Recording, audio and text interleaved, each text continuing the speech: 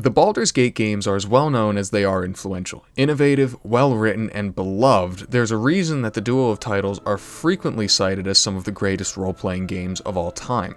Shortly after the release of Baldur's Gate 2 came another game bearing the Baldur's Gate mantle, that of the console-released Dark Alliance.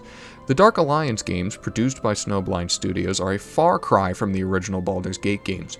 Rather than being an isometric RPG, the Dark Alliance games are effectively a hack-and-slash affair, not dissimilar to games like Diablo.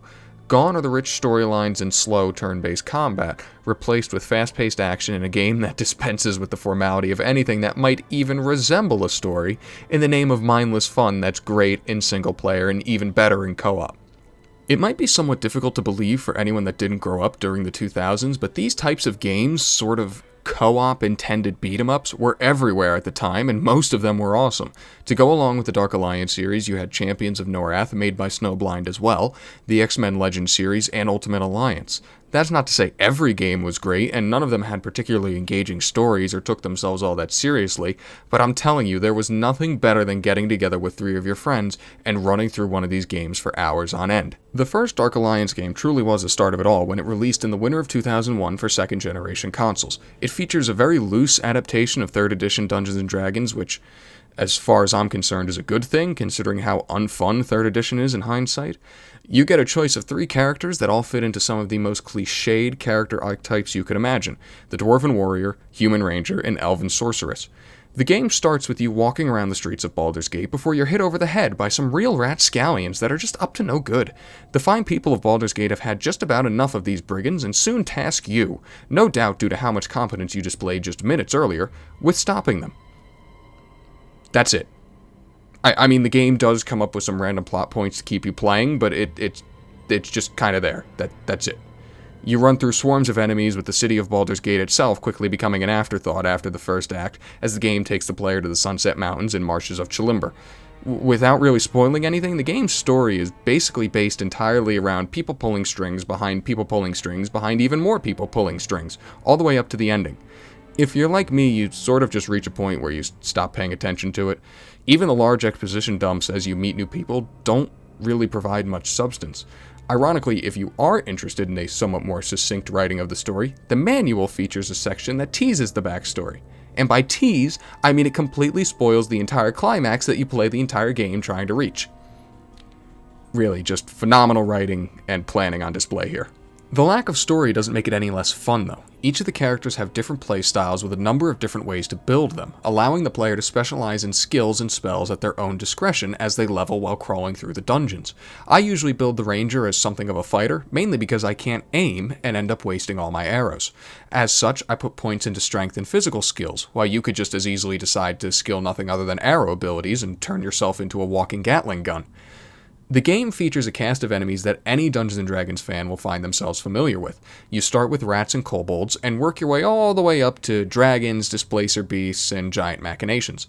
Of course, because this is based in 3rd edition, and a certain dual scimitar-wielding ranger was enjoying a resurgence in popularity around the same time, you make a pit stop in some mines to kill some drow and their priestess in the middle of it all. Lady, that is not armor, and you should have thought twice before wearing something so insufficient to a bow fight. Typically, I would not make it a point to draw attention to the voice cast, especially not in a game where you might just skip it all, but the cast in this game is absolutely stacked. Featured are voice acting mainstays Gray Delisle, Jim Cummings, and Jennifer Hale. Joining them are just some lesser-known types, probably people you've never heard of, like Tony Jay, Frank Welker, and Cam Clark, among others.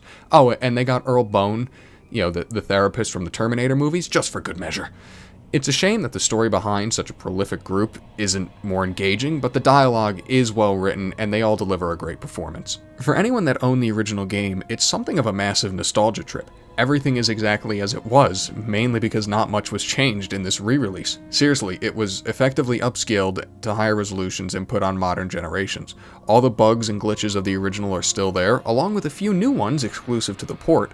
The weapons and armor, though certainly fun to use and collect, look as washed out and odd as they did back in the day. It's very linear, with the game basically running you through one area to another, something that the sequel would correct a fair bit. Certain bosses are still backbreakingly difficult, area layouts and traps can be infuriating, and the physics on the barkeep are still obscene. At any rate, at least the soundtrack is still outstanding, but it currently costs $30 at release.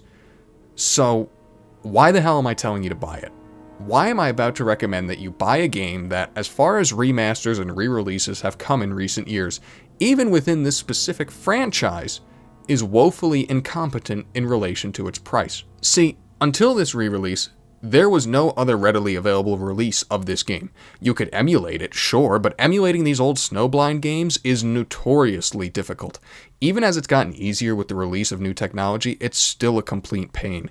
Some of the premier emulators have taken to crafting literal hardware settings that have no other purpose other than trying to make these games run smoothly. But Dark Alliance, along with its sequel and all the other hack-and-slash games released in the same time period, were effectively lost to time for the last 2 decades. Just like Dark Alliance was the first of its kind release, it's the first to see a re-release. And I'm not counting the re-release of the first Ultimate Alliance, considering it was only on Steam for a cup of coffee before the license ran out and it was pulled, because we all know how great Marvel is at managing their licenses so people can actually play their goddamn games. Hell, I'll be honest, I look at this like a tax. A tax that, through us buying it, will hopefully lead to the re-releases of the second Dark Alliance title and the first Champions of Norath. Those 2 games, along with the first X-Men Legends game, in my opinion, are the absolute cream of the crop from that era, and newer generations deserve the chance to experience them. The second Dark Alliance game really does take much of what's present in the first game, polishes it, and delivers a far better and more memorable experience. A rare instance of a direct sequel being unequivocally better than the original. Is this game perfect? Absolutely not. And it wasn't made any better by what is ultimately a pretty underwhelming port. But I still had a blast playing through it again, even by myself. There's something about the pure, unbridled serotonin that these games give you through their simplistic, fulfilling gameplay that I think a lot of newer titles miss the mark on. Not everything needs to have a complex story to try and be bigger than it is. This game knows what it is and has always been better for it.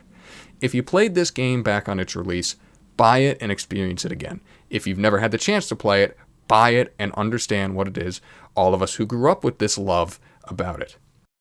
And for the love of God, Interplay, re-release the second game, and when you do, make sure you do it a far better justice than you did this game. Beautiful song, isn't it? I've heard her sing 100 times, and each time it still moves me. It's the spirit of an elven woman. She haunts this tavern, singing once every couple of nights. No one truly knows. Her spirit was here when I first bought this tavern. Some say she sings for a lost love, a soldier who died defending Baldur's Gate. They say she sings in the hope he will hear her voice and return home.